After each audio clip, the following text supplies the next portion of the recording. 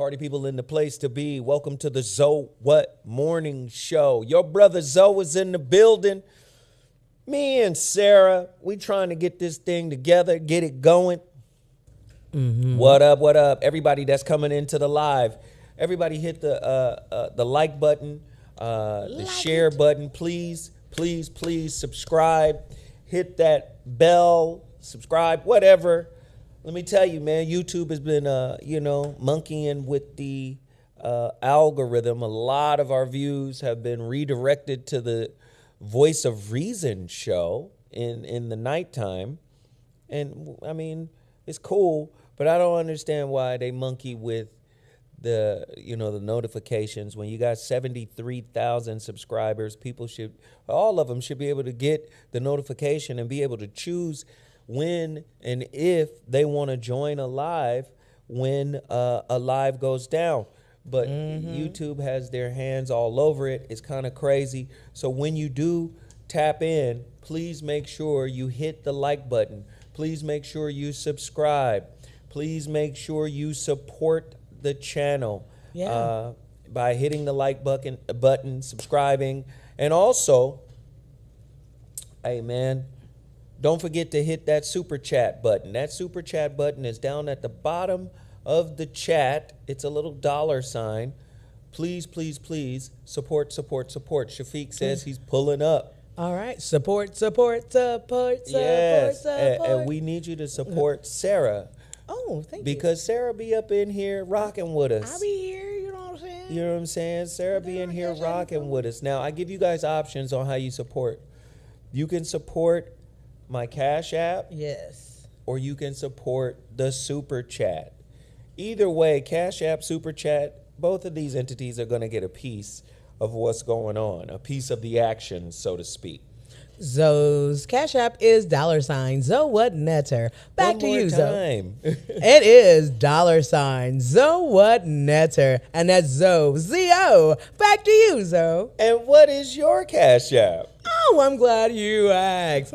That Cash App is $Sundays with Sarah. One and more remember, time. it's S-A-R-A. One more time. One more time. $Sundays with Sarah. Back to you, Zo. Hey, and don't be afraid to support because we about to get into it. Yeah. Now,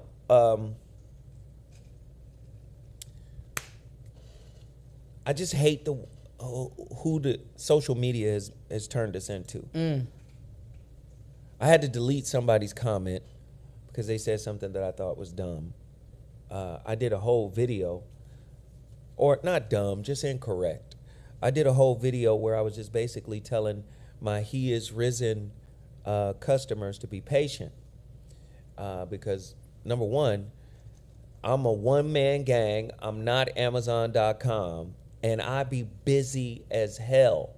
There's a lot of things going on in my life behind the scenes that I am not ready to share with you guys, right? Yeah. It's a lot happening. So, I've been a bit delayed, with some of my He Is Risen packages. One of the main reasons is these little fellas right here, these little jokers, plus the air bubble ones, right?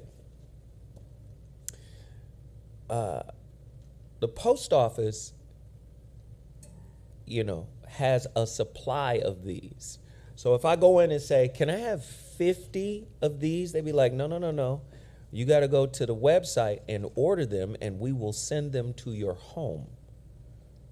Because in the post office, they only have a limited amount of these and the bubble ones, right, for their purposes, for shipping out packages for people coming in right there on the spot.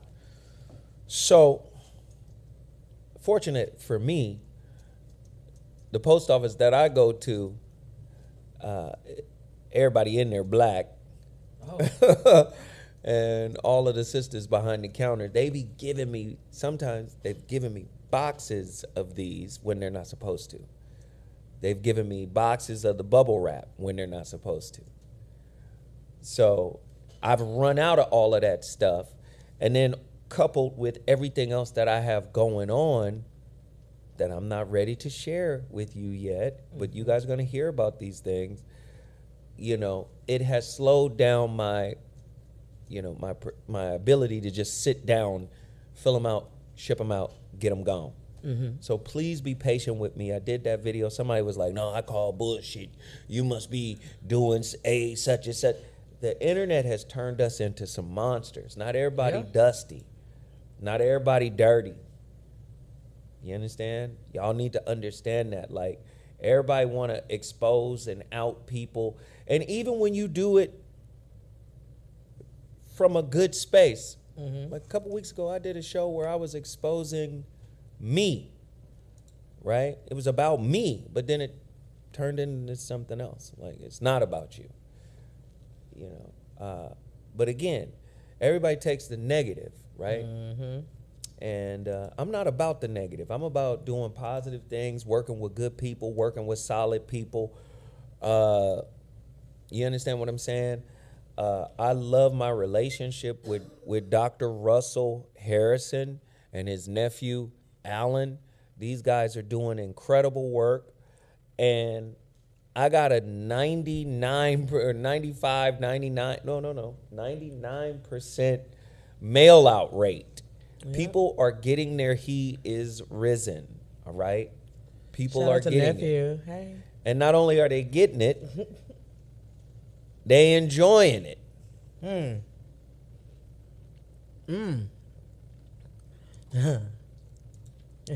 This weekend, I'll be making love to my man. I need to get Hey, they're enjoying it. People are enjoying He Is Risen. You know, and there's ways you can test it, you know. And how are they enjoying He Is Risen? Oh my Lord. Hey. Ah. How are they enjoying it? So, I got 100 bottles of the red pill. Well, I don't have 100 bottles of the red pill. I've been shipping out of the red pill bag. I still got 100 bottles of the green pill. Dr. Russell tells me that the red pill is a little stronger than the green pill. However, Dr. Russell also tells me don't trip. The green pill is more than adequate. Please go to my website. The green to get you there? So, I don't even want to put people's names because I can say some names. I can name drop. You know, some people have said that the red is too strong. Oh. Some people have said that the red is too much. Oh, that old red pill. Some people have said that the red might be redlining. Oh. Some people have said that the red might be a little too strong. Might make you last a little too long. Oh. Might make you want to say, Hold on.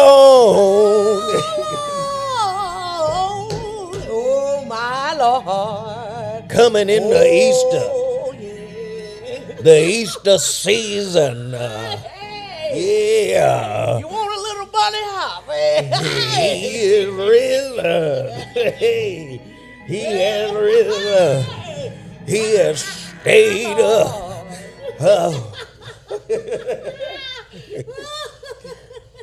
Lord.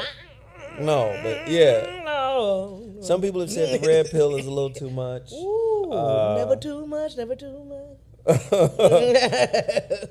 No, but if you want that, you know, let's get it. You know, all you got to do is go to my website, MrZoWhat.com, order. You know, He Is Risen. There is no button to distinguish between red or green. Typically, what I do is, somebody said, I'll testify. Okay, come on. We got, they said they make you stand up in it. Hey! Whoa, my. Right. You sure look good tonight. Hey. I just mail out of the red bag until the red bag is gone. And then when the subsequent orders come in, I just start mailing out of the green bag. So just be patient. I got packages to send out tomorrow. Wednesday. I have packages to send out Wednesday. And my second day of shipping and handling, that'll be Saturday. So. Oh, we said, wait a minute now. Y'all are funny in this chat. Wednesdays and Saturdays, that's what we're doing. Please hit the like button. Not enough people are hitting the like button. Like it up, like it up, like it up, like it up, like it up. We got a lot of things to talk about and a little bit of time to do it in.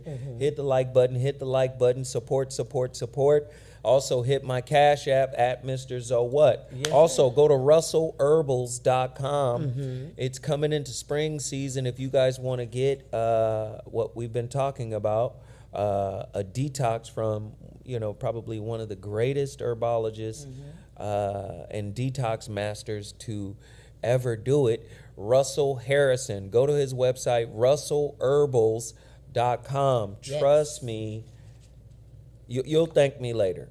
You'll thank me later. That's all I'm saying. You will thank me later. russellherbals.com. All right? Everybody hit the like button, Also, don't forget, hit the super chat. Also, don't forget, hit the Cash App. Please show your support for today's show. Yes. All right. What else we got? We got Beal sauce. If it ain't Beal, it ain't real. Go to www.bealsauce.com. Also, we have Shepherd's Sweets coming into Easter, coming into these spring holidays. Yes. Please, please, please support a black-owned business. A sister runs this thing, a black-owned business. Please support it. Get the candies, cakes, confectionery delights, all that stuff from shepherdsweets.com. And then, of course, we got to keep Total Package Energy in business, black-owned business, deserves our support, deserves our financial support.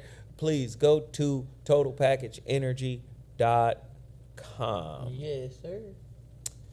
All right.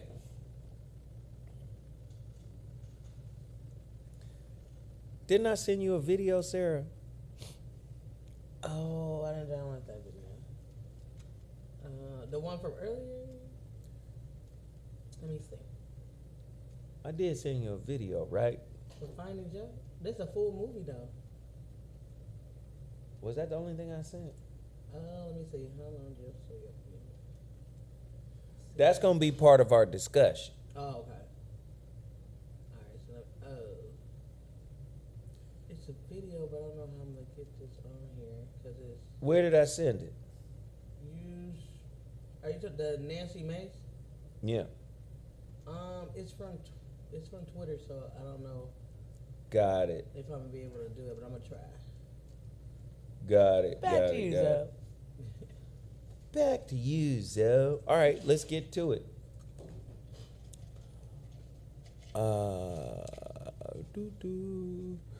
FBI White House likely clear short of Okay.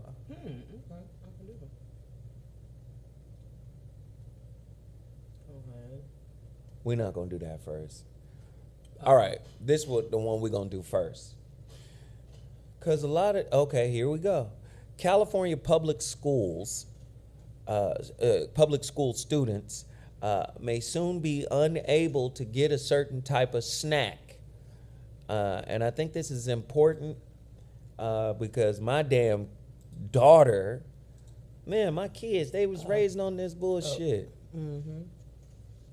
And I didn't raise them on it. Listen, once they get a certain age and they get to school, you ain't even got to buy this stuff. You ain't got to buy it. Because whatever you put in their lunch, they might go to school and barter and trade to get this stuff. Right? Now, please understand this. California, this ain't the first time the state of California has done something like this. Remember, they did this to Skittles. Because there's a certain coloring on the Skittles that's causing some major issues. Now, you know, a lot of our snacks for our kids, Raheem 7 says, I'm 27 and still on them hot Cheetos. Crazy. I'm still on them. That's what I'm trying to tell you. My son is 27. That's what I'm trying to tell you. They've been on that. Skittles, all that. And like I said, in certain countries, this stuff is not available. You can't get it. It's labeled as poison. Yep. You in the dig? You got to understand something about the way, the physiology of the brain, the way the brain works. It's a bihemispheric organ. In other words, there's two hemispheres, right hemisphere, left hemisphere, right hemisphere. Your brain is governed by electrical and chemical impulses. You got to be careful what you expose to the brain. 3.5 pounds, but needs 20% of the body's oxygen intake. You need to be careful what you introduce to your brain. Because your brain has those synaptic nerves. And once you create a pattern, if that pattern produces endorphins, right? More importantly, the big one, dopamine. You got to be careful. And then let's not talk about the food coloring. Let's not talk about the red dye and all of that stuff. Let's not talk about the cancer-causing agents in these snacks. And let me tell you something. We so slick with ourselves, we think, okay, we're going to cut these out. We're not going to use these anymore because of the dyes and this and that. We'll get some other snacks. Unless your other snacks is coming from another country, yeah. What you think is going to happen? Can I just be honest? Do you know some of the same companies are producing the vegan food and all this other shit? Oh, of course. What they say? Hey, Divine sent a cash app. Thank you, Divine. Mike Trenton hit the super chat. And also, I think I got one thing. Booby sent me $5. Thank you so much, Booby. We're going to shout out everybody who does it. We're going to give praise and honor to everyone who supports. Oh, Bishop, we have Preston Johnson in the super chat right here. Preston Johnson. Huge and fans. Shafiq says he's outside. As a matter of fact, Sarah, you go talk. Okay. You continue to talk to the people. I'll go Okay. get Shafiq. Well, we have Preston Johnson. He said, huge fans, stay blessed and keep up the good work. Amen. Hallelujah. Amen. Hallelujah. For all you all that would like to contribute, you can also super chat as well as go to Zoe's Cash App at $ZoWhat Netta. Or you can also go to your girl Sarah. And Sarah got Sundays with Sarah Sunday with Sarah, yeah, Cash App. Well, we all have their they walk. Text message from my brother that says I'm outside. Oh, he's outside. Let me go ahead and get that, fix that screen. I am outside. Would you please open the door for me, brother? No. Outside. We talking about these chemicals, man, that they put in the Cheetos and the Flamin' Hots and all this and that. They done turned Flamin' Hot Funyuns. They got Flamin' Hot Ruffles. They've got Flamin' Hot Cheetos. Flamin' Hot Doritos. And they're going to try to flame up everything with this little Flamin' Hot red dust they got for things, right? But now it's coming out that all of this flaming hot business might lead to cancer, might lead to illness. As a father of children, did you find that some of these children said, damn what daddy said about all the vegan products that we should be eating. When I get to school, I'm going to get me a bag of flaming hot Chester cheeses.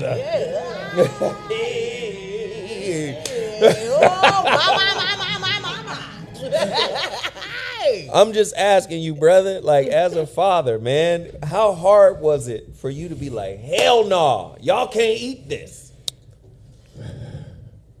See, the father for me is easy, but it's always the dynamic with the other side, because those foods that you just put up on the screen are what you would call comfort food, right?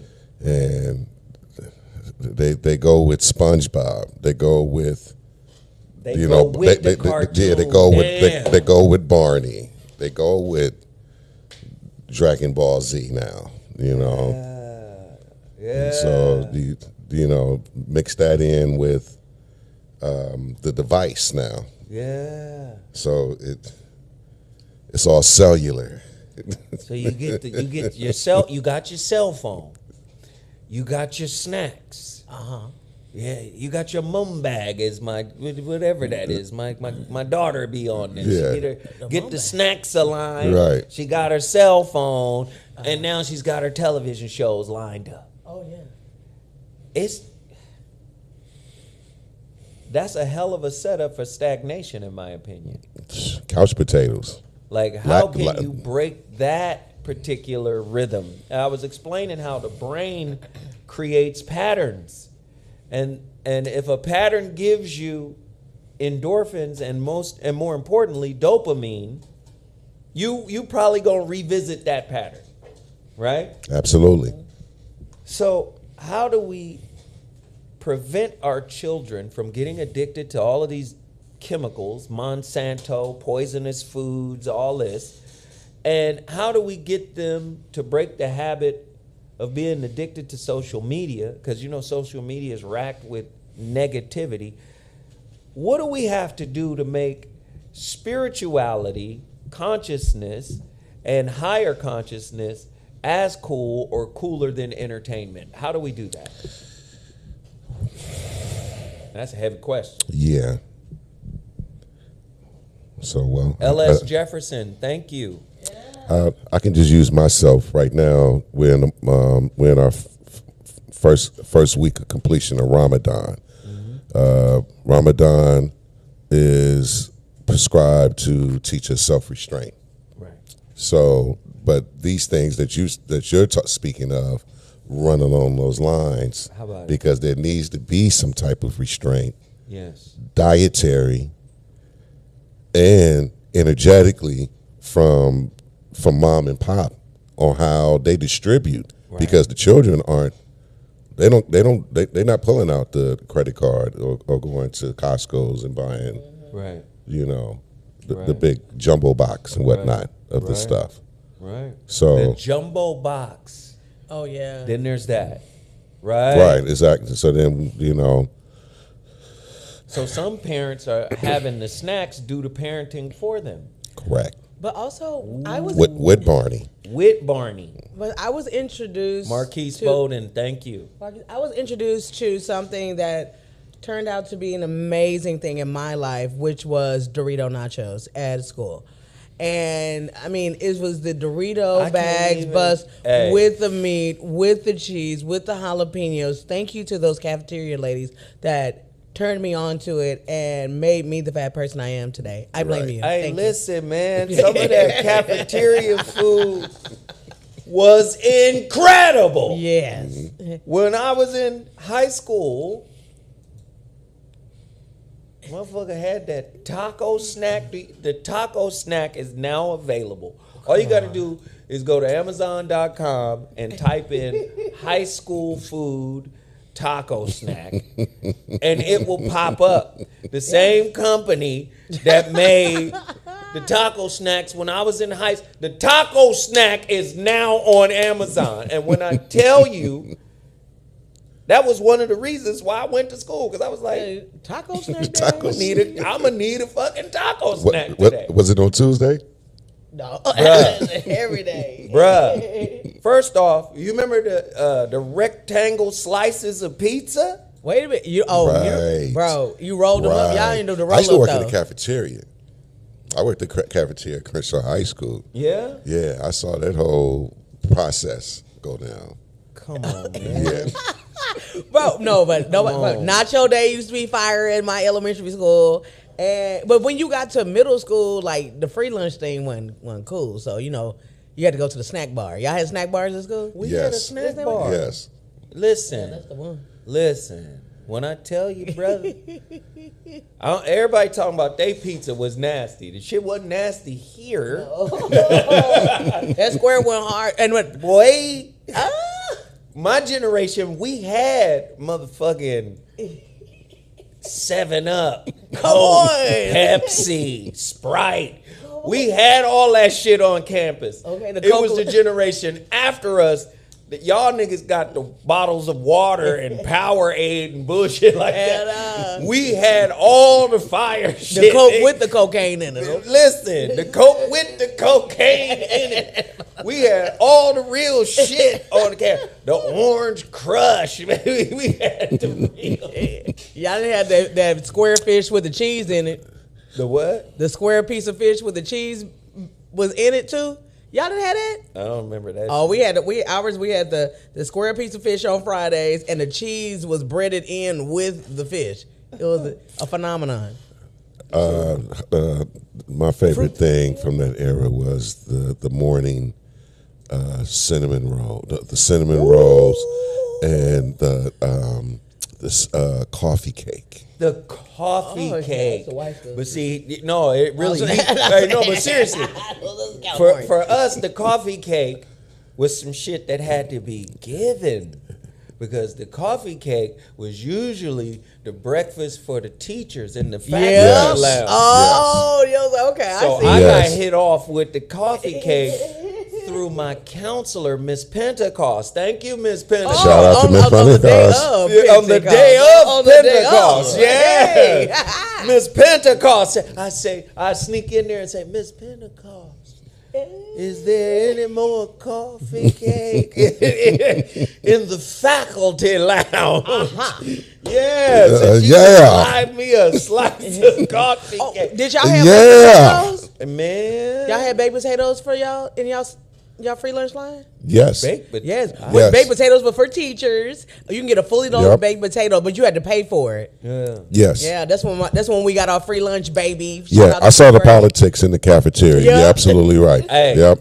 people in the chat think I'm bullshit. Look up taco snack. Yes. That's on a real Amazon.com. That's a real High thing. school food taco snack. Wait.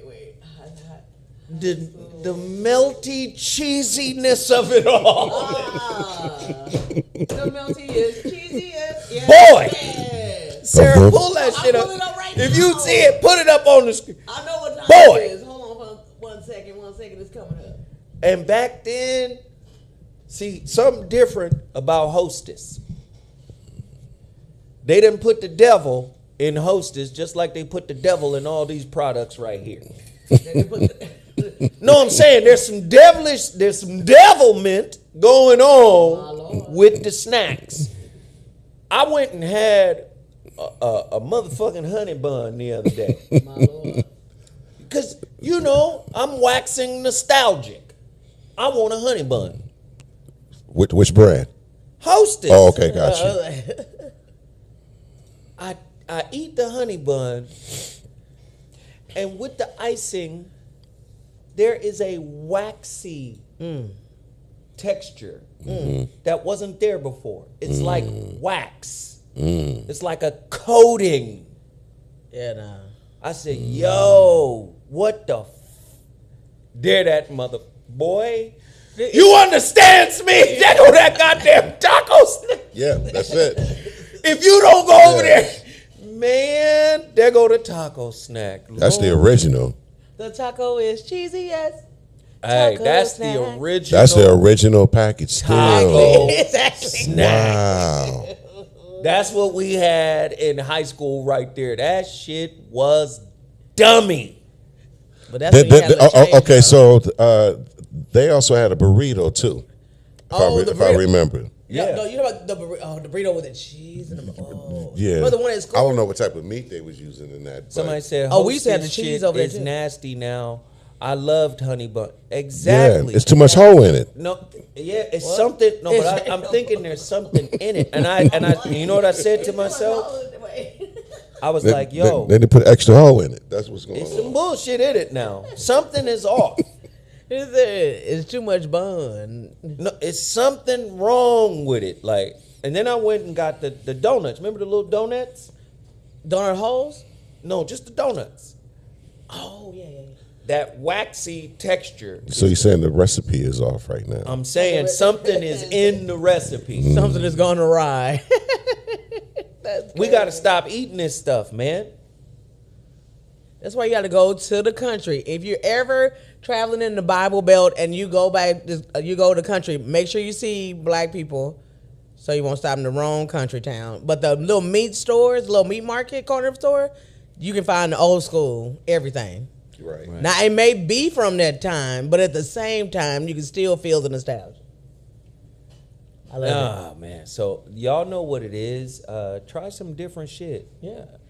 First off, until motherfuckers learn how to season that vegan shit.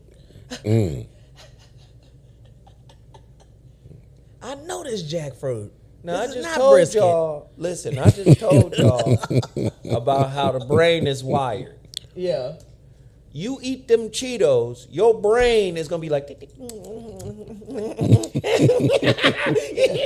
gonna be like a fucking gremlin.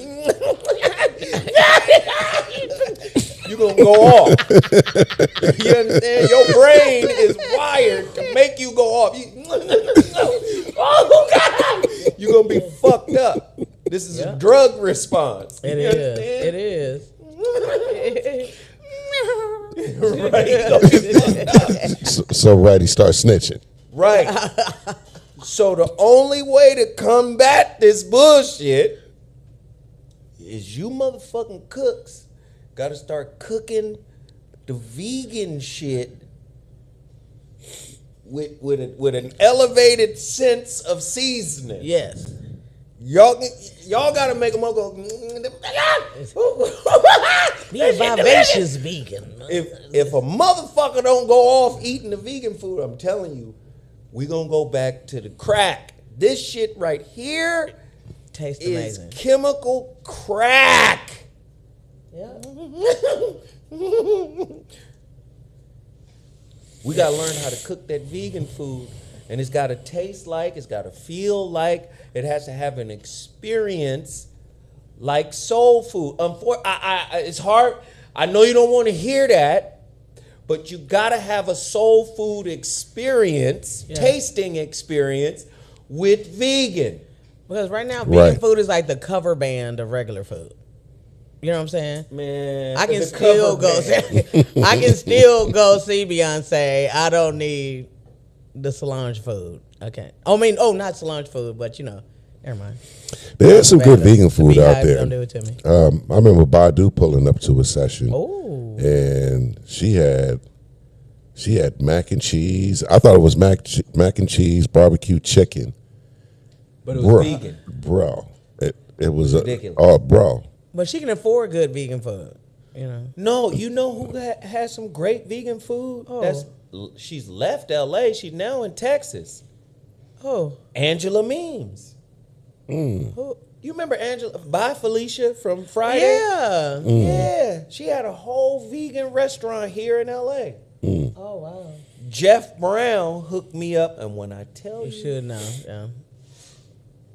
her vegan food, she used a lot of jackfruit. She used a lot of that shit, man. Her shit was delicious. It gave you the soul food experience, but it was all vegan. See, you gotta listen. I'm sorry, but black folk, You got to make black folk feel like they eating catfish. Catfish is the worst kind of fish you can eat. It's like tilapia. I ain't fucking with none of that shit. Catfish is old bottom feeder ass fish. Yeah. And we used to that slimy shit. I hate that shit. But unfortunately, you got to cook it like that to make us have that kind of That's weird. Yeah. experience. You know what I'm saying? We got to Right. be like, yeah, that shit tastes like some of the best catfish I ever had. So you have to have a low state of mind to enjoy high food. Is that what you're saying? Wow. I think so. Because of how the brain works. It's like a stud. You know what I'm saying? Like a cold ass stud got a real pretty woman. You like, how? Because she gives the man experience. Oh, that's right. There's no meat though. That's right. Here go my homeboy spot in LA too. I think he off of Western. I dropped by there myself. Oh, you talking about Simply Hopeless? No, in person. No, not. I love Simply Wholesome, but But it's not strictly vegan. man, Oh yeah, that's true. That's true. I mean, no, go ahead. I know. Yeah, I don't want to say anything sorry. bad about another black business. But here's a good black business you can go fuck with right now. I was over there, and the brother is cold blooded. Baba's Cafe, Baba's Vegan. Baba's Cafe. Vegan Cafe. Yes, That door is very heavy. yo, over there off of Western. Yeah. I went over there and had the vegan mac and cheese. I had the vegan tuna fish. See, if you make the vegan experience imperceptible to the consumer, I don't know what the fuck was in the goddamn. The vegan tuna fish tastes like tuna fish. I'm the type of motherfucker that'll sit down with a high-end tuna fish and some crackers, some great crackers, some Ritz, or them Keebler Elf butter crackers. The club cabin. Boy, I'll put some motherfucking tuna fish. I will eat some tapenade. Oh. Some grown figure foods. You understand the charcuterie board? Charcuterie You hear board. people say Charcuterie charcuterie. You know. Listen, man, I will have that and sit down and snackify. Yeah. Right. You understand? But Baba's Vegan Cafe on Western. Hey, he's in here right now. What's the address, man? Put the address in the chat so we can send really? people over there. No, he had a lot of really. I want to go. His shit was delicious. Then they had some type of drink. They did the wrong fucking thing. They gave me some type of drink. It looked like blood. Oh my God. You know, dark purple type. What the fuck? Like communion juice or some shit. Wow. But it was so delicious. I don't know what it was. They brought it before my food came. Did you eat I it with drank that crackers? shit down in 2 gulps. Did you eat it with a wafer? No, I didn't. Okay. Oh, he's at 6619 South Western Ave Yes. in Los Angeles, California. Y'all got to go there and support this brother. I went there myself. The food is delicious. What's his name? His name is Baba. Oh, his name Baba for Ba- real? Okay, I'm just going to say, Zoe said your name, Baba. Okay. Baba Wose. Hey, Baba Wose. Because you got a few Babas that are vegan cooks. Yeah, Los man. Angeles. I love this brother. No, he's a solid brother, though. Y'all got to go down there and check him out. 6619 Southwestern Ave, Los Angeles, California. Baba's Vegan Cafe. Tell him Zoe Williams sent you. Yeah. It was beet juice? No, it wasn't beet juice.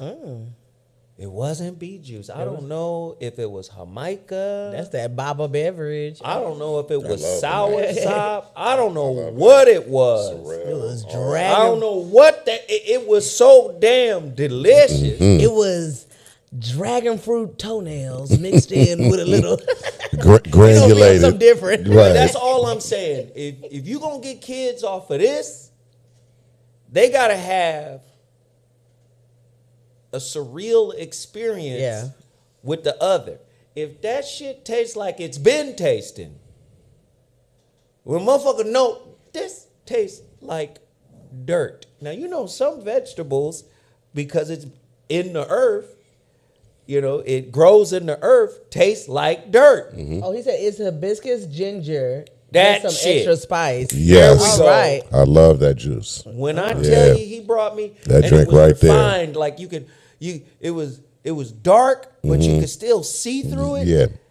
I was like, what See, the I'm fuck allergic to kind of berries. magical I can juice drink is this? You said Well, what? This is the flower. Okay. No, I'm allergic to berries, so a Oh. lot of the things I can't eat or drink. Hey, I'm gonna tell you right I would now. love to have that. It sounds The good. shit was fantabulous. I mean, have you ever had some shit that was so good, you drank it up way faster than you wanted? Well, can we go back there after the show, Joe? I wanted to ask for another, but I didn't want to seem greedy. I like we go sour, after the show? sour cherry drink like Can we that. go after the show? No, Okay. not because I don't want to go. Thanks, though. You know me, I got shit to do. I'm sorry. If they open this, drop me off. I'll go. You want me to take you over there? Yeah, I want something good I'll to take eat. you over there. All right. Listen, them motherfuckers, and I don't mean motherfuckers like that. I'm just saying, they got some incredible food. I loved it. All right, on to our next story. We spent enough time on that. Okay, Talking sorry. crazy. Shout out to Baba's. Baba Vegan. Okay. Here we go. Bruno Mars, man. What is going on? Is that real? Bruno. When I see This is your real. Is it real? Oh, I thought that was a meme. I think it's real. Pull it up, Sarah. Oh, Okay, here we go. We gonna pull up the. Come on, I hope it ain't real. whoa. Okay. I think he might be having an album coming. Okay, this is for You know, whenever like weird ass stories pop up, well, this is from BuzzFeed. So, would you like to hear it? and I got Yahoo over here. Yeah, it's Yahoo, but the contributing they got it from BuzzFeed. All right, let's The see. article says, when it comes to pop stars, you don't get much bigger than Bruno Mars. I mean, he played the friggin' Super Bowl, for Christ's sake. One of the many things Bruno has got going on in his long-term residency at the Park MGM Las Vegas. He's had a relationship with the casino and hotel for more than 8 years. And if a new report from News Nation is to believe, Bruno is allegedly in deep with MGM in more ways than one, according to publication sources. And I really must stress that none of this has been verified by Bruno's reps or anyone else as of press time. And this was done yesterday. The pop juggernaut allegedly has racked up $50 million in gambling debt with MGM. He owes millions to the MGM, the source claimed. They basically own him. A few notes. Bruno has not been shy in the past about his taste for games. During an appearance on Carpool Karaoke, he talked about his love of poker. Back to you, Zoe.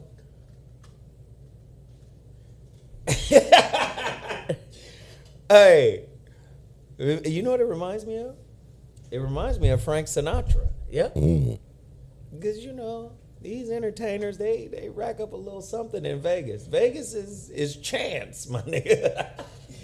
But, I mean, it doesn't surprise me. 50 million? That's a lot. That's a lot. More than a bad night. That is a lot.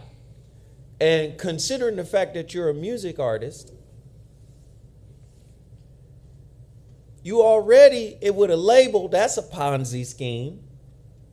People don't understand. I think it was Fat Joe who just recently said the music industry or signing to a label is like signing to a Ponzi scheme. It's a Ponzi scheme. Right. The industry, right? And you owe 50 to the to the gambling industry. Well, he has a song saying he had Versace on the floor, so he got money. He'll probably pay it off. I mean, Wow. and 50 million ain't a lot for an artist like him. Really? No. Well, first of all, if I had $50 million, then how am I getting $50 million in debt? Because wouldn't I pay as I go? That's what I'm saying is he can get a fucking advance, which is weird. You get an advance from a label, which is a loan. Right? Wow. He could get an advance. He could get like a dummy ass advance. Because Right. he's that big of an artist. He's an international artist. So he could get a dummy advance. He on Now, who gonna own him he is can do a the publishing person who deal. gives him the advance, the Right. label that gives him the advance. Because the music industry is set up today where it's a 360 deal. So what made them stop at 50? Like 45 million, they was like, he's still good for it. You know, like why does Well, that's what I was about to say. number? That since when hotels really were comping people that much? Thank you. Type of, I've never heard that. I know a room or It something. could be fake. But if you done got up to 50 mil, 50 M's of, first off, 50 M's of losing. Right. You Good. know what I'm saying? You ain't what? If you've lost 50 million, how much was you up before you? Right. Exactly. Wait, hold on. Like pity pat is not your game, my nigga. Like that. It's like, shit. No, I don't believe it. I think he got a new album coming out called Stakes is High or some shit. This is a marketing scheme. Right. About to remake De La Soul Stakes is High real quick. I don't know. It stays in Vegas. That's the name. Yeah, I don't see this as real. But if it is real, He need to do Kenny Rogers know when to fold him. Shit. you got to know when to fold 'em. Know when to hold 'em. Know when to walk away. Know when to run. You gotta count your boy. Shit, how R.I.P. much Kenny. was you up before you did the turn? Before the tables turned? wait. But you had to be up 51 million to lose 50. You know what I'm saying? Like, you know what I'm saying? Like, I would have to be up 51 million dollars. No, but I do believe, like I said, he's a big time artist. 50 million is not a lot of money for him. Like, he could pay that shit off. That's money. Like, he could, if he owed 50 million to MGM, he could go to MGM and say, I'll just do a residency. Right? And say, well, how long you want to do the residency for? I'll do it for X amount of years or whatever. You texting me, brother. Oh. No, he could do a residency. He could get an advance on the residency. It's so many options. Let me stop real quick. Yeah, no. We need everybody to support this channel. I keep telling y'all, YouTube is mucking with the algorithm. I have never had as little as 300 people in this show since its inception in 2012. Never. Please understand, YouTube is messing with the algorithm. Yes. All right? We get even less viewers in the Voice of Reason feed, but by the time the show is over, it shows that it has more views than this show. How you get less viewers, but you show that we've had more views, which is crazy. We'll have maybe 100 viewers in the Voice of Reason max. Right. By the end of the show, it'll say we have 5,000 views. We'll have 300 viewers on this show, which is absurd. Crazy. That's absurd. They are mucking with the algorithm. Trust me, we need your support. Hit the like button, hit the share button, and if you can, hit the super chat. The super chat is that little $ down at the bottom of the chat. Can we get everybody? It's 333 people in here. If everybody dropped $2, that's $668. If everybody dropped $2. Thank you, Willie Woodard. Much love and respect to Brother Zoe. Thank you. Willie Woodard. Willie Woodard. Willie Woodard. Willie. I wish a Willie woulda. Hey, Willie Woodard, that sound like an all-pro linebacker. Linebacker, yeah. Willie Woodard out of There goes Willie. Baton Rouge. That boy down there, that boy cold. Played for LSU. Willie Woodard Out of down in Blackmore. the SEC. Used to be between 1,500 and 2,000 live exactly. Yeah. And how do we increase our subscribers, but the numbers for people watching go down? I'm confused. We're over 73,000 subscribers. We got nearly 3,000 subscribers in the last month and a half. Oh, wow. So how do we get damn near 3,000 subscribers, or a little over 2,000 subscribers? How do we get that? And the numbers are steadily going down on all the shows. We have another super chat for, I don't know if it's Fast Cash or FAS dash cash. I don't know. But thank you. We appreciate it. And we got a Cash App over here, MJ Hester.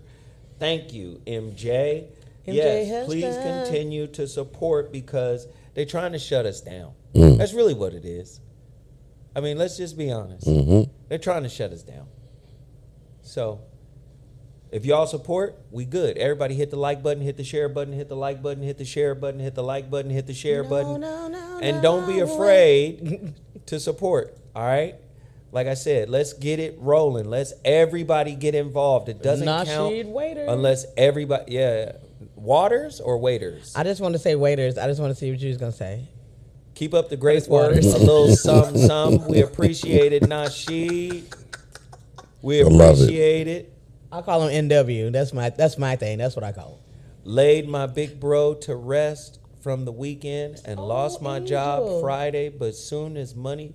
Listen, if you ain't got it and you going through hell, you ain't got to explain your pain to nobody. Much love to you, Angel. Much love. I appreciate you sharing. Peace to your heart for your loss. God bless you. God bless you, man. God bless you. Damn. God. She's a long-time viewer, too. Thank you, she Angel, is man. a long-time viewer. You don't worry about us. You sit down, breathe, process, do your due diligence. All right. But yeah, back to Bruno Mars. Are we back to Bruno? Yeah, he'll be fine. Yeah. All right? He'll be fine. We've got something else to talk about now. Yes. What is happening in Florida? So we do know the state is racist. Anything black, Florida is after you. NAACP, HBCUs, anything, CRT. Right, that's what I was thinking about. Anything that's black in Florida is under scrutiny. Let me shout out Jeffrey Hicks. Thank you. Anything black in Florida is under scrutiny. So if that is the case, is this a black woman I'm looking at? Oh, yes, it is a black woman. Would you like to read the story here? What in the, is she albino? I'm not certainly sure what she is, but I'm going to, let me go to this.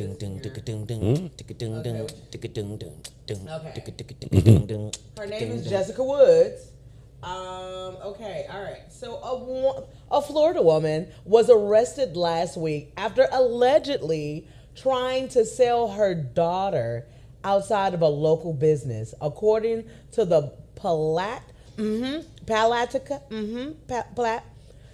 the P Police Department.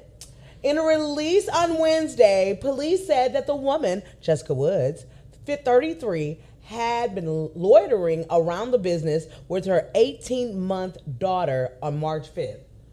Woods had been observed around the business with her daughter for a few days, the release says. An anonymous citizen made contact with Woods and asked if she and the child needed any assistance. Okay, hold on. All right. The anonymous citizen was an employee of the business who knew Woods because she came through the area regularly, as police explained. However, Woods told the employee that she didn't need anything, but instead offered to sell her daughter to the employee for $500, the investigator stated. The employee refused, causing Woods to walk away, leaving her child actually behind. Put her on, and you know what? If she looks white, we're gonna say she white, because I don't want her. This is not blackness right here. This is not us. We just gonna say this is mental illness. we're going to say that that's mental Yeah. illness. Thank you, Chucky. We're going to say that that's mental illness. But I want to get deeper into this disconnect. Right. We're going to say that's mental illness. Sorry for that sister and whatever she's going through. We just going to chalk that up as mental illness, and we're going to push through. But I think there's another topic here. We live in a society that will make you mentally ill. Right? First and foremost, narcissism, as with narcissistic traits, I should say, are pervasive in our society. Come on, Jay Brent's Soul Food. Thank you for the super chat. Now we getting started. Let's go. Thank you for supporting. Thank you for supporting. Thank you for supporting. Much respect for the knowledge you drop. And shout out to my CLE homie, Cleveland homie. That's you. Yep. There you Oh, go. that's it. All right. Cleveland in the building. I love it. All right. They showing love. Right. But I think there's a deeper piece. You guys hear me say this a lot on The Voice of Reason when I say it is no measure of health to be fully integrated into a sick society, which is a quote from Jiddu Krishnamurti. She is obviously an example of a sick society. But let's look at something a little bit more benign. Black men and women relationships, right? See, what is that old saying? If you let the oppressor educate your children, who said Malcolm? It was Malcolm X who said that, our dear brother, right? We shouldn't allow the oppressor to educate our children, correct? Correct. Okay, cool. We shouldn't let the oppressor educate our sisters either, or our brothers. Sisters are the number one race and gender in the American educational system in terms of being a pupil, right? They're the number one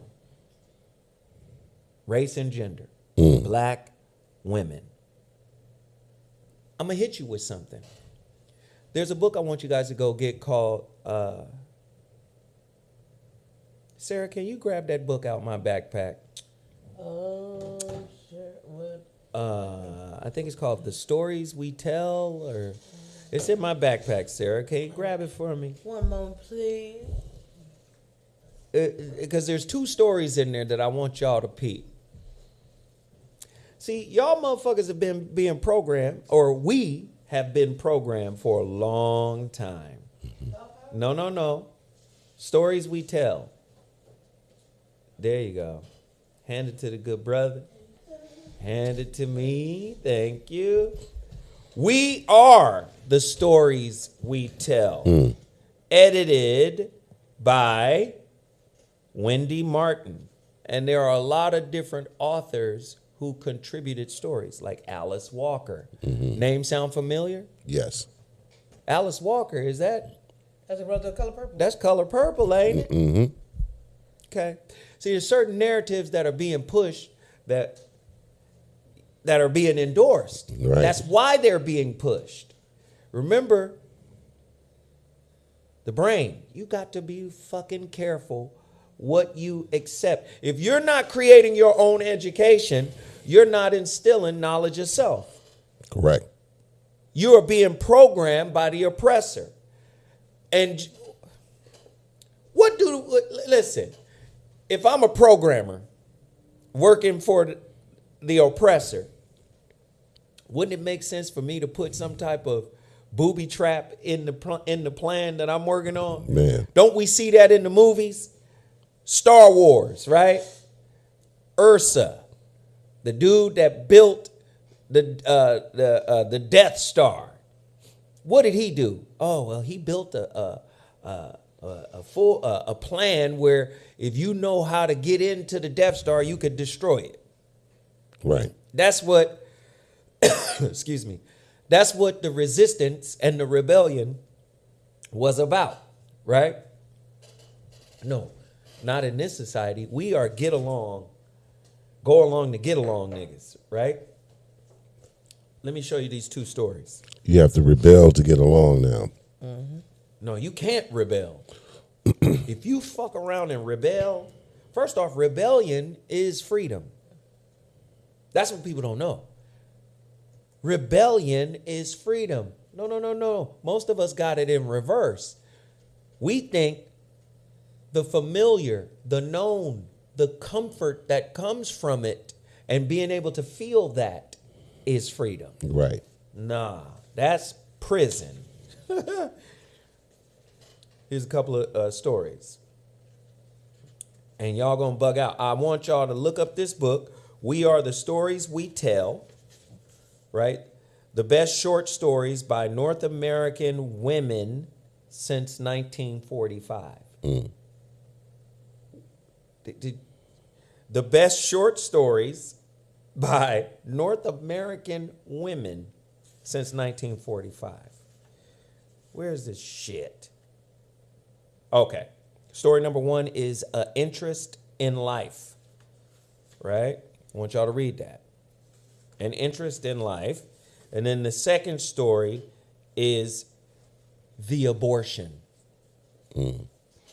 by Alice Walker. What? Can you give a? I'm about to break. Oh, okay. Yeah. This is feminist literature. This is feminist literature. The Interest in Life. Peep game.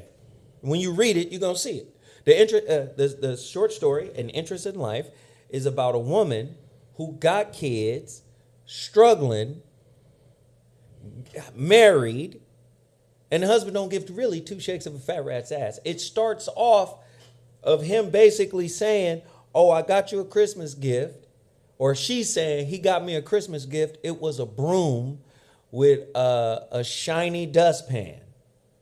And she was like, what the fuck kind of gift is that? Now, that particular story was written in 1959. So what she's outlining is, there's this oppressive state being with a man and not being seen or heard or acknowledged, while at the same time still pining over this man who doesn't treat me right. So the dude gives her a broom on his way out, walking out on her and the kids. Yeah, I'm going to the war. Ain't no war, by the way. Or I'm joining the military. He has the power to leave. And not only does he have the power to leave, the way the woman's mind was back then, she's basically daydreaming and praying and pining and hoping that one day he'll walk back through the door. The next story, written by Alice Walker, is a little bit different. This is 1980. And it's centered on a black woman by the name of Imani.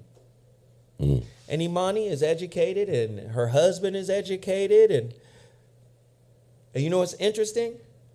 When you compare the husbands, the husband that was like, fuck y'all and them kids, I'm going to the army, was dreamed about, pined over. I wish he would walk back in the door one day. All that. You understand? 1980, totally different narrative. This one is called The Abortion. Imani is like, oh, shit, I'm pregnant. Fuck!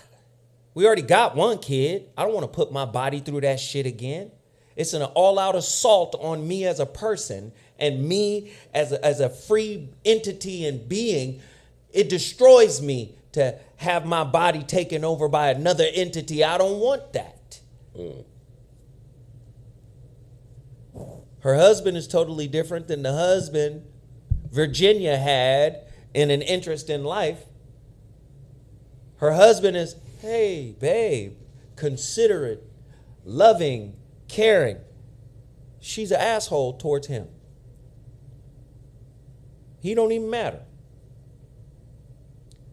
It's not even a team anymore. It's, I'm doing this for me. I don't want to live in old constructs of what y'all think womanhood, motherhood.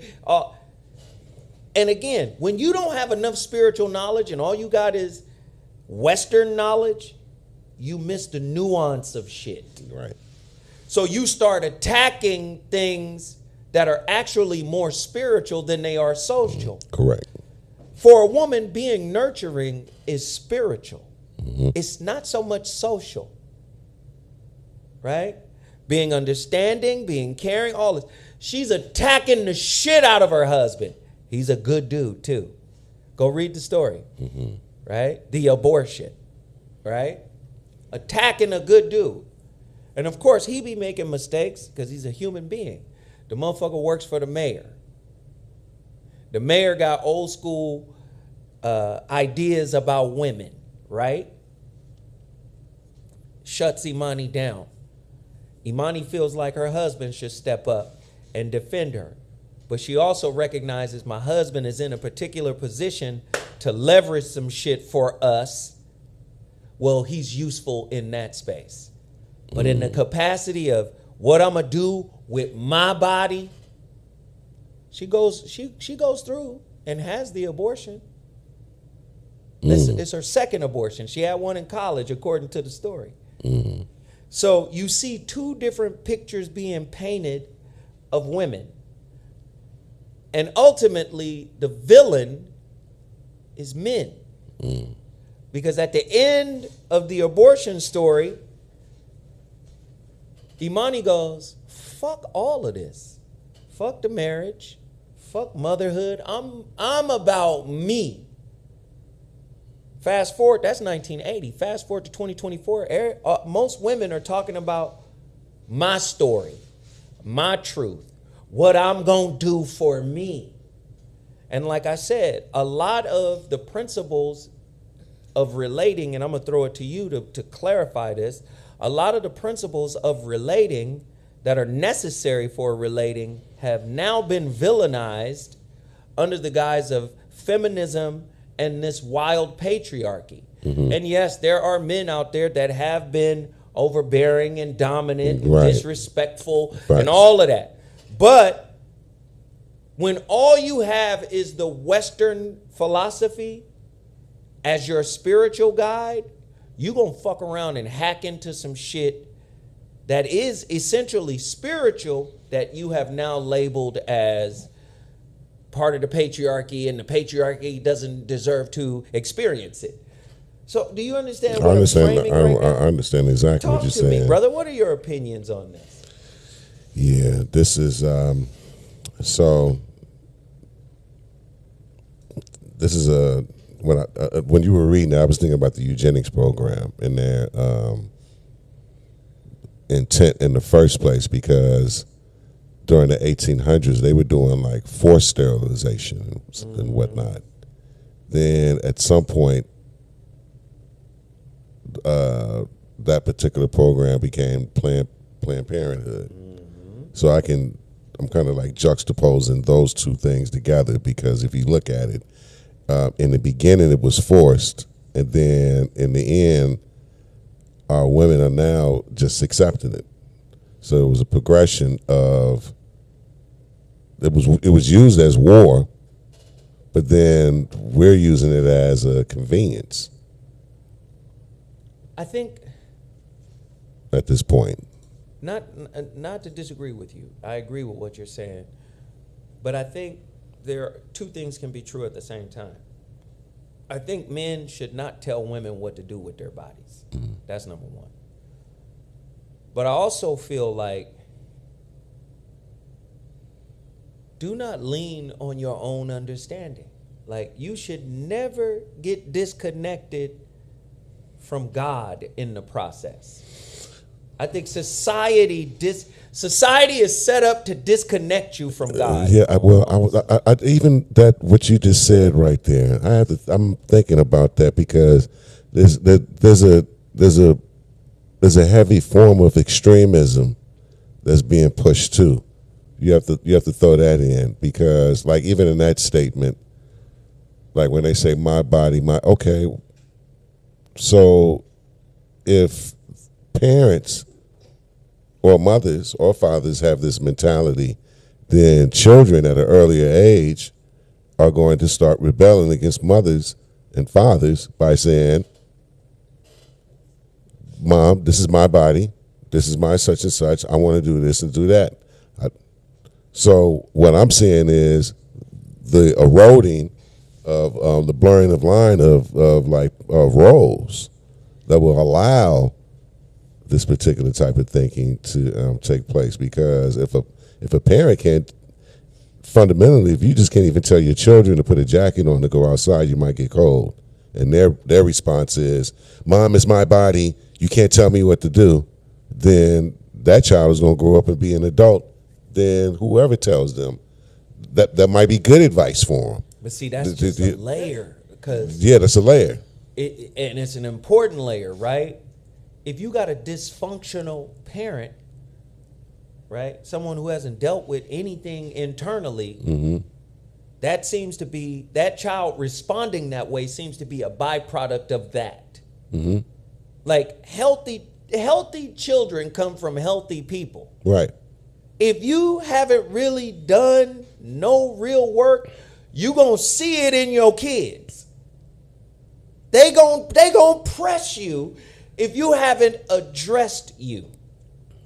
That's Right. the key. Children will press the motherfucker that hasn't addressed some shit within themselves. Or go the other way and go emo and, Come on. and just leave you just sort of say in Netherland with it. And you just still trying to figure it out what happened. That's what I'm saying. Right. Well, I think the whole Planned Parenthood movement, the whole my body, my choice, all the kind of things, all that was a precursor to identity politics to begin with. You know what I'm saying? Like now it's the gateway drug. You know what I'm saying? Like now my body, my choice now goes to the whole movement we have right now with people wanting to change their genders and different things like that, because it then, if you don't have if you can't say anything or regulate what's going on in my body, then keep that same energy.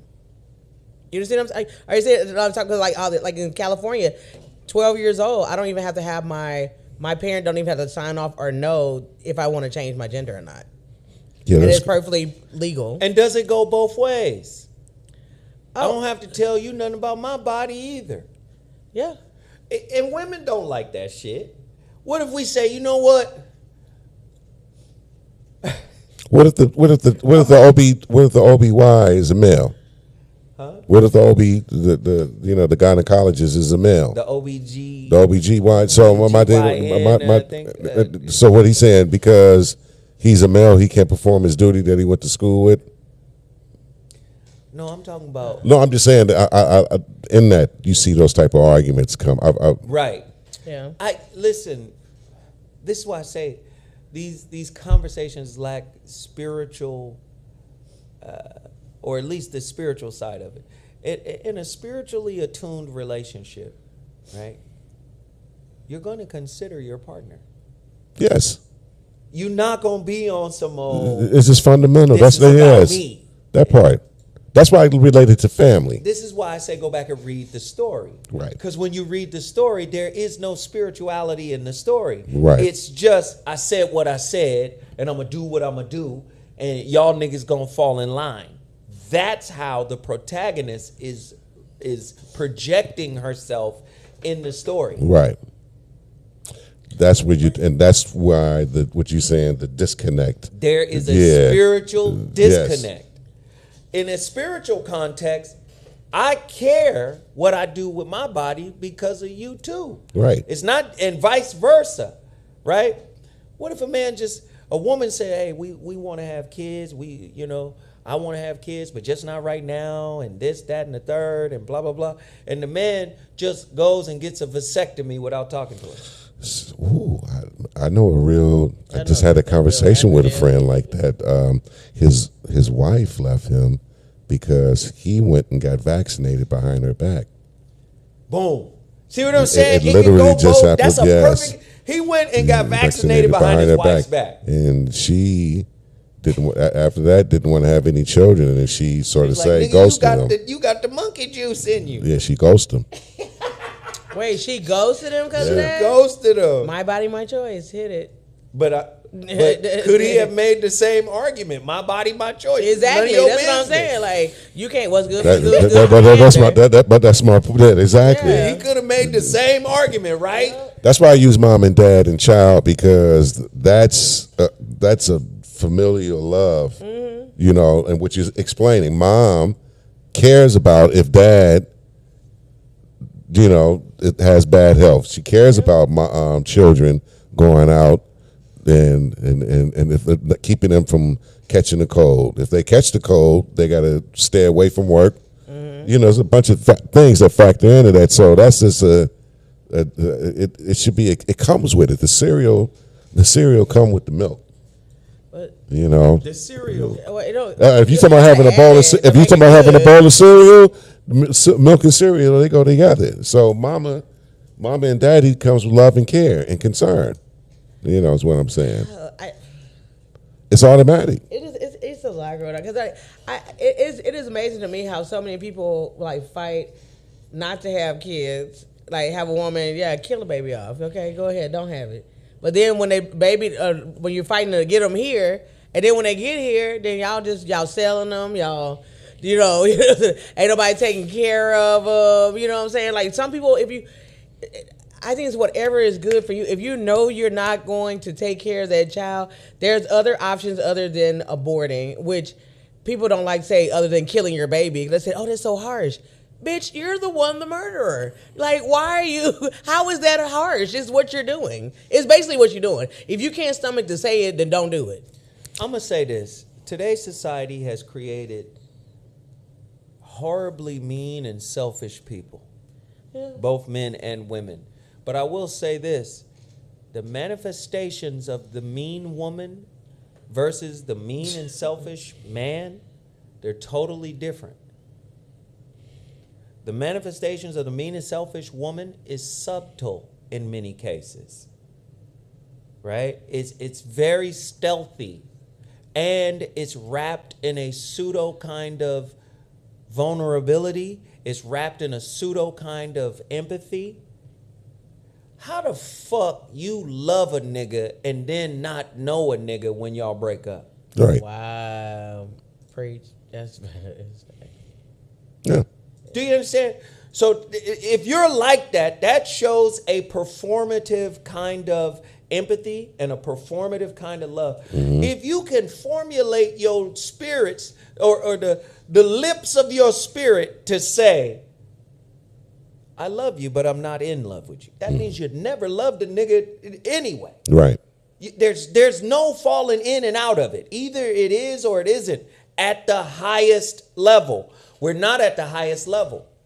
Krishnamurti said this shit 50 years ago. It is no measure of health to be well adjusted to a sick society. It ain't my fault. Most motherfuckers don't know the degree to how adjusted they are, or they don't know the degree to how intoxicatingly sick this society is. Right. So it's not my fault. But if you got motherfuckers who treat you like you're an afterthought, like you never existed, Come on, man. they never loved you. Yeah. Yeah. And then they get mad if you question their love, because they go, well, no, I love for real. Anybody I ever love, I love for real. No. Not in this culture. That's the whole thing about just writing ones off is easy. People I'm watching people tear themselves out of relationships with what you speak on, bro. And men do it differently. Men are like this. We spend all our lives, tell me if I'm wrong, bro. We spend all our lives busting our ass to accomplish, achieve, and get ourselves to a particular point. When we get to that point where we go, now I could do what the fuck I want, that includes y'all. Yes. We be That's like, oh, I'm here? Either you get down or you get gone, motherfucker. Because there's somebody else waiting to get in this position because of how the world is set up. That's crazy. Sure, you might be cute, everybody, but you're going to have to get down with somebody rule. That's how men think about it. Oh, my God, bro. Men Come are, on, bro. nigga, fuck you think this is? Right. The flip of it, y'all women are experts at faking empathy and faking love. What? I'm talking about the average woman. I'm not talking about the superhero woman who loves you from a real place. I'm talking about the average woman has been conditioned from Big Mama to be transactional. Big Mama said, if you got a wet pussy and an empty purse, Right. the fuck is you doing? Exactly. Big Mama taught you to be a hoe.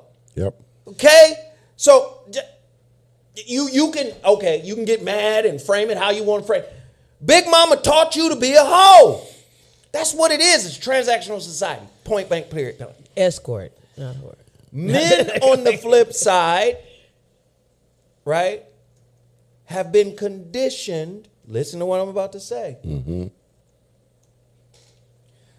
We've been conditioned to fake give a fuck about what you talking about. Mm-hmm. I'm talking about at a certain level of consciousness. Right. To fake give a fuck about what you talking about. Right. Right? Fake give a fuck. Because to a man, most time to a man, dang, bitch, do you know what the fuck I'm fighting every day? Yeah, exactly. Like in our mind, do you know what I got to maintain? To put us in this position? To maintain this position that we in? That ain't no shit to really be tripping. You know, so in order to not have to fight, we listen. Mm-hmm. But we listening like, how long is this story? Talk to me, brother. You know, lap dogs have become the biggest thing, phenomenon. A lot of grown people want lap dogs. Mm-hmm. You know, I'll say it like this. The lessons say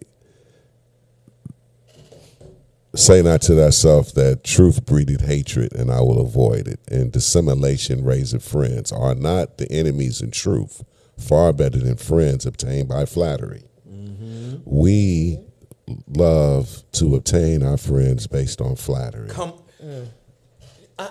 Are y'all listening to the brother Shafiq? And I'm going to tell you why it's important that I have to reiterate this.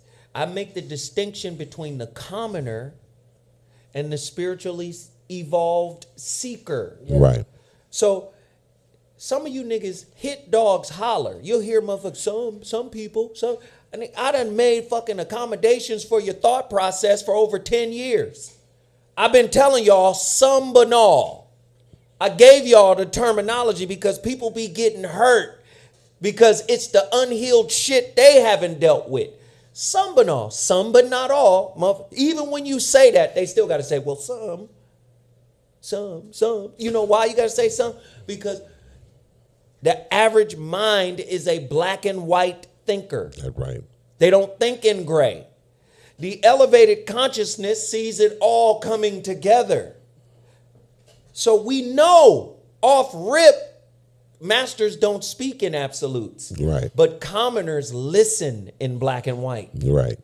And when I say commoners, I mean spiritual commoners, people who haven't done any spiritual work, right? That's what I mean by commoners. And it's not, everybody is on the same level in God's eyes.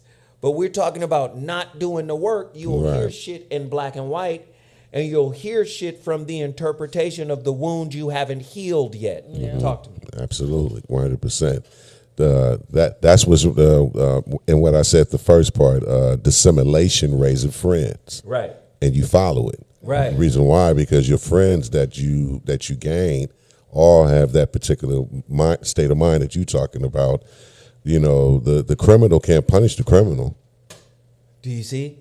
You know, but the criminal punished the criminal in intimate relationships, yes, in private, but they can't do it in public, yes. If you with a motherfucker who never boxed your ass out, right? Who never got your ass in the corner and choked you out or punched you in the ribs or socked you in the feet, but you had somebody that was a work in progress who struggled, who may have lied, who may have cheated. And he got he did the worst thing in the world. He's the worst motherfucker in the world, Right. and everything you were supposed to do to heal that relationship, you do for the next relationship. You know why?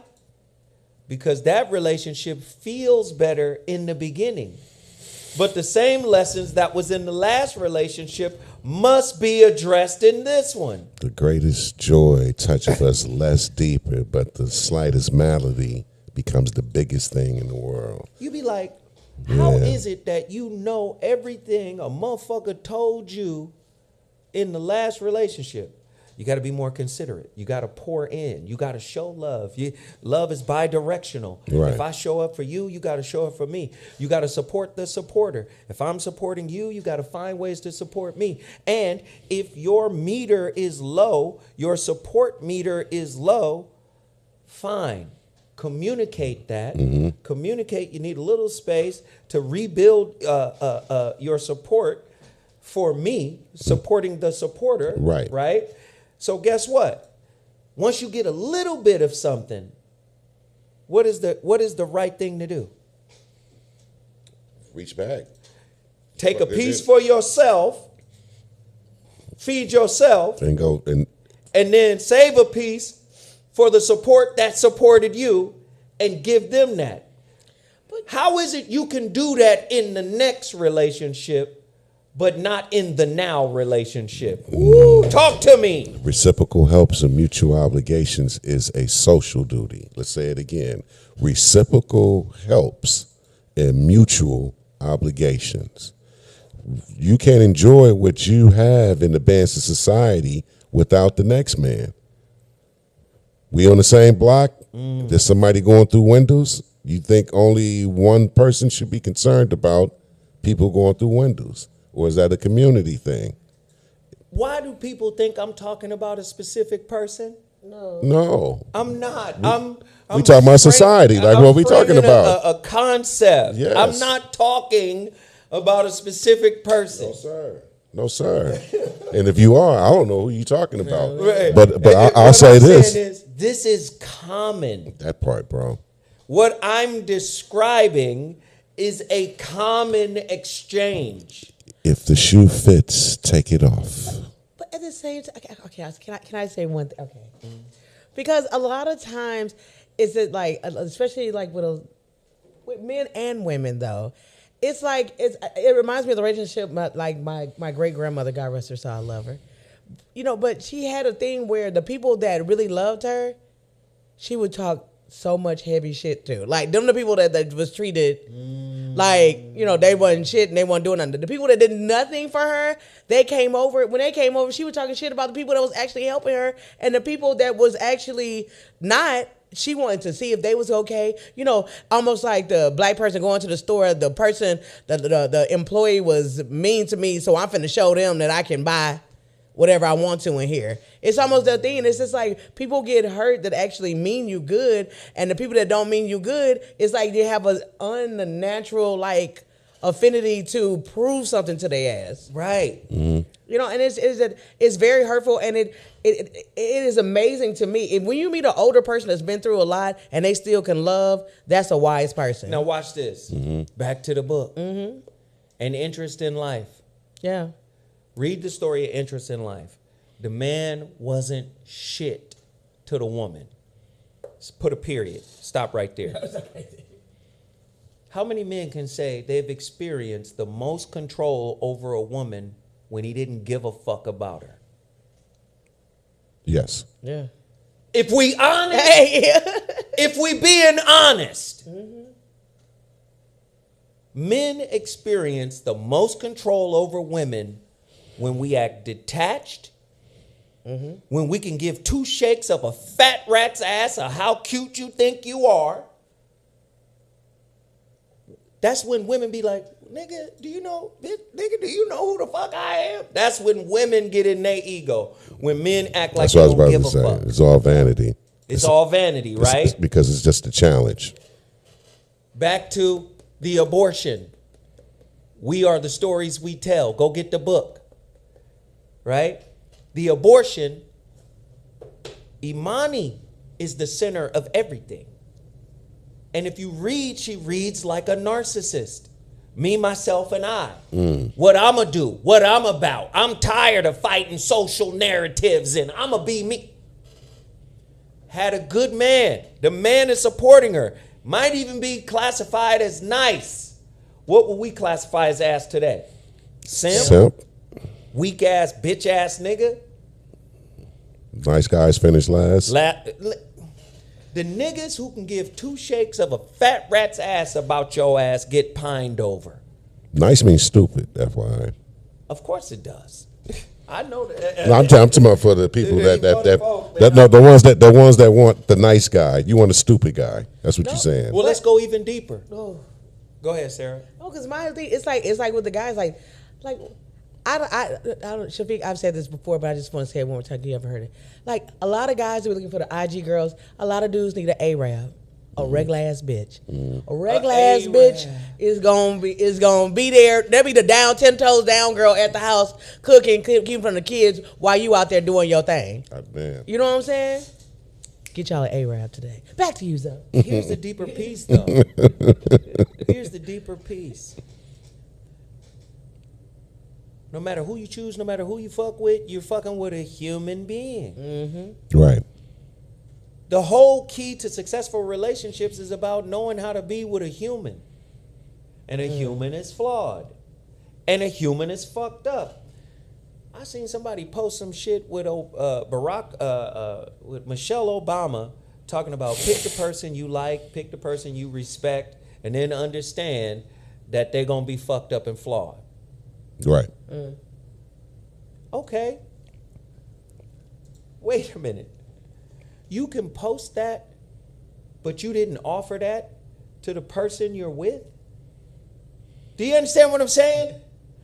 It's easy to post shit. It's harder to be what you post. Mm-hmm. Do you see what I'm saying? So a lot of folk will, sorry. chitlin' pimp. Come on. Okay, chitlin' pimp. Okay, I'm sorry. Damn. All right. What happened? Okay. Chitlin' pimp just dropped $200 in the chat.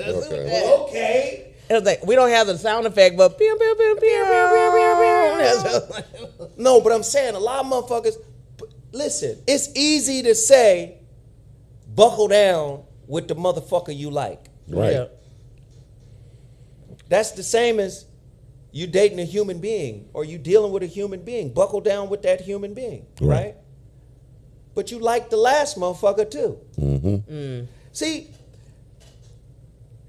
just like Imani in the abortion, the breakup and running is the preferred conflict management tool for modern day women. It's the after day pill. This is the day after pill. Plan B. The breakup is the day after pill. Right. Damn. Damn. Like a lot of people don't understand that. That part. Wow. Oh, plan B, the breakup, plan breakup. Yeah. That's what it is. That's crazy. I can end some shit so I don't have to work on me. That part. Yeah. So I don't have to be accountable for anything. I can just end it. 75% of all divorces and breakups are initiated by women. Yes. In psychology, they will tell you negative things, thoughts, conversations, all that shit affect women psychologically more than men. Mm-hmm. Why? Because most of them are right-brained. The right brain is the feminine brain. Mm-hmm. But the feminine brain got superpowers, by the way. Right. Don't fucking underestimate it. But negativity affects them more than men. Right. Men be like, shit, you just gotta fucking pick up and keep going. What am I gonna do, die? Right. And if I'm gonna die, well, fuck it, let me die. We The can't. fuck? We can't even mention anything. Oh, that's weak. Get over it. Blah blah blah. Yeah. You know. At the end of the book, at the end of the story, the abortion, fuck the marriage, fuck you, fuck motherhood, fuck all that. This my body. I'm gonna do what the fuck I want. Good for her. More power to her. Listen, More power to her. So what the fuck is wrong with that? Well, a battery doesn't work without a masculine and a feminine charge. That's how you create power in the battery. Right. The majority of the power that the battery creates is on the feminine side, but it's chaotic. It's not directed. It is the masculine side of the battery that directs the power current. Women have to fucking submit to some kind of direction. And if a man ain't going upside your motherfucking head, if a man is pouring into you spiritually, damn how long it took him to get to that point. Now, I'm not saying it should take him 10, 15 years, but say it took him 2 years. Sure. Right. Relatively speaking, 2 years ain't a long fucking time. 3 years ain't a long time. But say, like, again, motherfuckers don't understand something about how everything is contextual in spirituality. Everything is aligned. There is oneness everywhere. What if you had to go through 5 years of hell in order to get to the bliss you want to be at? Right. Maybe the 5 years of hell was the down payment for what you dream about. Michael Jackson had to do it. Prince had to do it, right? Prince wasn't the greatest artist when he first came through. He had the greatest amount of talent, sure. But was he at the peak of his powers? No. He had to toil a little bit. Sometimes God puts you through shit so you can grow up. But you know what? Typically, we grow up to give our gifts not to the motherfuckers who molded us, but to the next nigga who did nothing for us. Oh man, Talk to me, brother. Man, I was just thinking about rest in peace, Kobe Bryant, in that situation with it, like his parents and whatnot. They fashioned him with a body. They gave him the opportunity to be overseas, then come back to the States and just put him in an environment where he can hone all of his basketball, the God-given talent, and the training. But then, if everybody's familiar with the story, their relationship went awry. So, and that's a parent-son relationship. Parent, son, and father. Parents, because the parents are still together. That's not from a broken family, but how that was handled and how they speak about it, I think it's in alignment with what you're talking about right now. Here's another little piece before we break up out of here. Most male-female relationships, sad to say, it's like Nas's song, I Gave You Power. Most men are the throwaway gun. The burner. We the burner for these motherfuckers at the lowest level of consciousness. The stash burner. The throwaway. At the lowest level of consciousness. I'm not talking about healthy, healed relationships. It's at the burnout phone, too. We the burner. We're the burner for protection. Get a motherfucker up off a nigga, pop, pop, pop. We're the burner for provision. Oh, I'll just deal with this nigga until the next situation. Right? Any advancement they may have experienced with us while we were on post, they get to transfer that knowledge, that information, better deal, that wisdom to the next situation that they perceive to be the preferred situation. For most of us, we are the gun in Nas's I Gave You Power when it comes to transactional relationships with women. Yep. And then when we jam on their ass, right? When they need us, we jam on them, we get discarded. Only for the next motherfucker to come scoop us up because they recognize, oh, that's a burner. Right. That's useful. But the same person that got something, but the same person that got the gun to shoot up the club, okay, then that I can also go ahead and they can discard you as well. You know what I'm saying? So that ties back to the abortion. Oh, Because I didn't shot up the club. You know what I'm saying? Yeah, so it's the same. It's the same mind at work. Yeah, Right. got me pregnant and stuff like that. But you know what? I don't need you nor this baby because I honestly I didn't shave off the serial number anyway. It ain't gonna change. I nothing, done no shaved way. off the cereal. Hey, but listen to what I'm saying. All of this Scratched off is the cereal. bi-directional. This goes both ways. It's not just from men to women. It's from Right. women to men. Yeah. Back and forth. This is both ways. This is not everybody. We're not speaking in absolutes. This is some but all. I'm just saying the majority of people, not all people are like this, but the majority of people in intimate relationships within American culture suffer from transactionalism, Right. materialism, commercialism, consumerism, Nepotism. escapism, right? The majority of motherfuckers born on, listen, It's a Saturday night special. finding a motherfucker here in America, finding a motherfucker anywhere in the world that is devoid of any psychological baggage or trauma is like finding the avatar in an iceberg 100 years from now, nigga. Like, Preserved in the stainless. Yes. we done found the avatar. This nigga ain't got nothing wrong with it. Father, look. Even the avatar had baggage. Nigga, you ran 100 years ago. What the fuck? Okay. Do you understand what I'm saying? So I want people not to hear what I'm saying. This is not no Kevin Samuel shit. This is me saying, when you look what society has done to retard the interaction, some of your most difficult lessons come through difficult times and difficult people. Some of your most difficult people are your greatest loves. Fuck them. I'm going to give it to the easy love. All the, say my last love gave me this. Fuck him or her. I'm going to go give it to the nigga that's easy. Mm-hmm. And I get to present to the nigga that's easy as if I'm all wise, right, and exact. Where did you get your wisdom? Does it make sense? Bro. The glory and shame are misplaced. But no one's really interested when you meet them in your for real origin story. Hell no, they listen.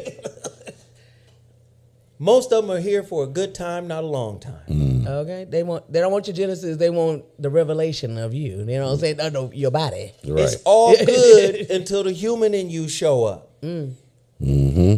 When humanity show up, they be like, nigga, I didn't sign up for none of this. Right. Yeah. The fuck? They was looking at perfection. All right. Andre 3000, there's plenty of things to write about, brother. Trust me, as an MC. There's all type of content going on to write about. Hey, listen, we about to get up out of here. But let me just say this. Chillin' Pimp, man, damn, out of nowhere. Thank you, brother, for the super chat. Again, if I can urge, we got nearly 400 people in here. If I can urge everybody to go on a $5 Cash App run, can everybody hit my Cash App with a 5 spot? And can we do the same for Sarah and my brother, Shafiq Hussein, legendary music producer who comes to the show and drops heavy, wise nuggets on everybody? Can y'all hit the collective Cash Apps of all of us? Because, again, we need your support. I also want you guys to go to MrZoWhat.com, my website. Oh, my Twitter handle is different now. Oh, his Twitter is different? I changed it. Okay, what's that new one? Put it up again. It's Sir in front of all of that. And sir in front of, okay. Yes, Sir in front of all of that. Okay, all right. Cool. There we go. Yes, there it is. I want everybody to continue to support. Tonight we have an amazing topic on the Voice of Reason, live on KBLA Talk 1580. It's my Monday show. I got a crazy, man, I decided, fuck holding back. You know, I got to get back to that nigga who gives 2 shakes of a fat rat's ass about what anybody thinks. Like it, love it, approve of it. I don't give a fuck what you do with it. It's time for me to just start really laying shit flat the way I need to, because I feel like when I'm in that zone, motherfuckers get the best of me. You know what I'm saying? So we got a dummy topic tonight. Download the KBLA Talk 1580 app. It's gonna be amazing tonight. What the topic that I got lined up. Thanks to Attila. Let me just say, Attila from Houston, Texas. Baby, yes. Let me just be honest, man. It's Attila, it's Nazarene X, it's Truemonger, Texas peeps. you know, it's Nikki from the SIP, Latoya. it's Gilbreth, John Gilbreth from Hawaii, is Sean from man, we got people who love this show from Deli from let me tell you, Europe. can I give you something real quick? Fuck a motherfucker who try to make you feel bad when you make the world feel good. Ooh. If the nation is reaching out going, nigga, you an inspiration. It's something about you that uplifts and changes motherfuckers. And then you got a motherfucker on the side saying, that ain't the truth. That ain't right. You ain't this. You get the fuck on. If you inspire the world and there's one motherfucker who's sour with you, man, don't listen to them sour people in your life. That part. Don't listen to the sour people in your life. You can't help everybody. You can't heal everybody. It's not your job. Your job is to heal you. You can be as transparent as you need to be. Nobody told you you got to tell the exact story to the person you hurt. No. You ain't got to do that. What do you say? Well, yes, you do, Zoe. Wait a minute. Hold on. You do what's equal and fair. Did you hear what I just said? You do what's equal and fair. You remember that old saying, teach a motherfucker how to love you? Show a motherfucker how to treat you? Show a motherfucker how to share too. See, motherfucker wants you to share all there is to share about your indiscretion, about what you did, but refuse to share in the same way. See, when you're dealing with unidirectional for morality, let me hit you another way. Unidirectional morality. I want you to be moral in all your dealings with me, but I don't necessarily have to be equally moral. And I will create all types of ideological constructs to justify my position in not being as moral as I required you to be. You know who was like that? Talk to me. Pilate. Pontius Pilate. Pontius Pilate. Talk to me. The Romans were like that. Talk to me. They love the principles of the Ten Commandments because they can rule people with it, but they didn't have to follow the rules. I don't have to follow that because I'm not that. I'm a Gentile. Yeah, you do as I say, not as I do. Come on, man. Come on. We live with these type of people. And sometimes you got to wake up one day and understand, like, man, if you done built a legacy being a giver to uplift folk, and it didn't work with somebody, or your message, do you understand what I'm saying? Your message don't kind of work with them. That's okay. It ain't got to work with everybody. Yeah. You're not here to heal nobody. You might be here to reflect some shit, but you're not here to heal anybody. Everybody is here to heal on their own, and you're not responsible for nobody's journey but yours. Exactly. You feel me? All right, we just got started. We wanted to lay out a little something. We was in here talking. My homeboy, where can they follow you? Where can they find you? How do they support everything that you do? And please don't forget to hit his Cash App. Please don't forget to hit his Cash App. Cash App, Cash App, Cash App. My brother Shafiq Hussein. Thank you. Shafiq Hussein in your brain.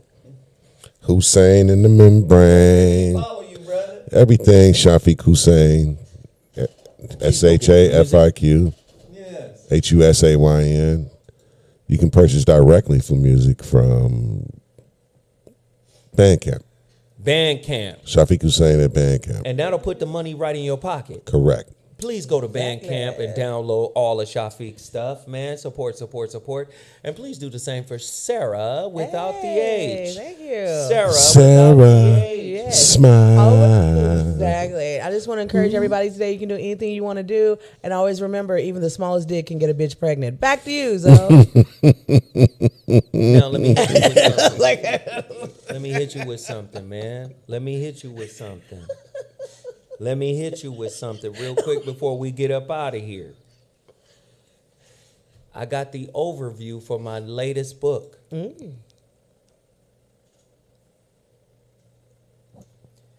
Every time I come on the air and I talk about this book, we going for Simon & Schuster. We going for the big publishing deal on this one. I let my biggest critic read the overview for the book. My biggest critic is my daughter.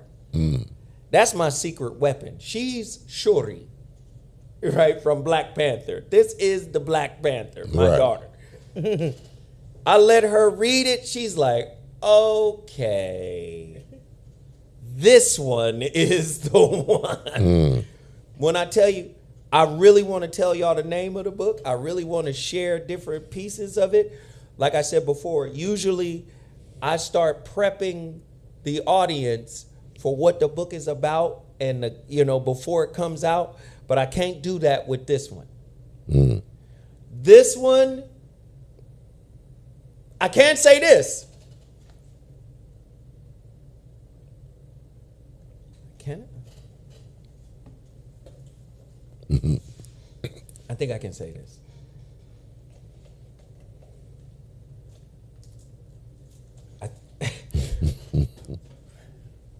Maybe I can say this. Has there ever been a book where somebody said, "Don't tell us"? Okay, all right. Don't do it. Thank you, because I was really struggling. Because I was going to say something and that might have unraveled the whole fucking sweater. But oh, whoa, that one little thread. But yo, when I tell you, this is different. I'm at the cigar lounge. I let the homie who owns the cigar lounge read the overview. He like, oh shit, Zo, this is the one. I let my transcriber read the overview. My transcriber is 70-something years old. Sister down in North Carolina. 70-something years old. She had been discouraged because the book is so pervasive in terms of its scope. I sent her the overview. She called me 5 minutes later. She said, "Man, I'm reinvigorated. I see it. This is the one. She said, "Let me pray for you right now. Close your eyes. Let me pray for you." This one is crazy. And like I said, we're going for the major publishing deal on this one.